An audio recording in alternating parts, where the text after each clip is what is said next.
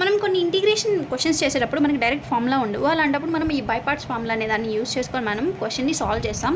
So ఈ by parts formula use చేసినప్పుడు ఏంటంటే పార్ట్స్గా డివైడ్ చేసుకోవాలంటే ఒక వాల్యూ ఉంటే ఆ 2 వాల్యూస్ ఉంటే దాన్ని మనం u into v. So differentiation అయితే మనకు డైరెక్ట్గా ఫార్ములా ఉంటుంది, బట్ ఇందులో ఉండదు. సో అప్పుడు మనము ఈ log x dx అడిగారు కదా, దీన్ని మనం log x ఇంటూ 1 dxగా రాసుకుంటాం. సో ఇందులో ఏది యూ ఏది వి అని అంటే ఈ ఐలెట్ని యూస్ చేసుకొని మనకి యూ అండ్ విని డిసైడ్ అవ్వాలి. సో ఐ అంటే ఇన్వర్స్, ఎల్ అంటే లాగరిథం, ఏ అంటే ఆల్జిబ్రా, టీ అంటే ట్రిగ్నోమెట్రీ, ఈ అంటే ఎక్స్పోనెన్షియల్.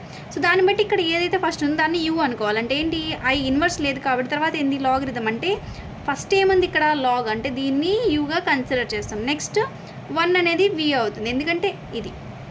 సో ఇప్పుడు మనం ఫార్ములా ఇక్కడ ఏం యూజ్ చేస్తామంటే, so integration u into v dx is equal to u integral v dx minus integration u dash అంటే differentiation of u and integration of v dx whole dx is the formula which we can use in this method.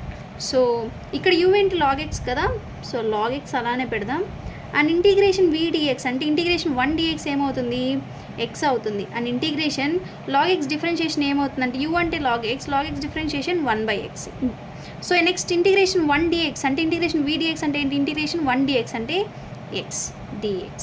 So x cancel అవుతుంది. So x log x minus integration 1 dx అంటే x. So ఇలా మనము ఈ by parts formula use చేసుకొని చాలా ఈజీగా ఇంటిగ్రేషన్లో చాలా problems అనేవి సాల్వ్ చేయొచ్చు. సో మీరు ఇలాంటి వీడియోస్ అనేది చూడాలంటే please subscribe and follow to my Instagram and YouTube channel.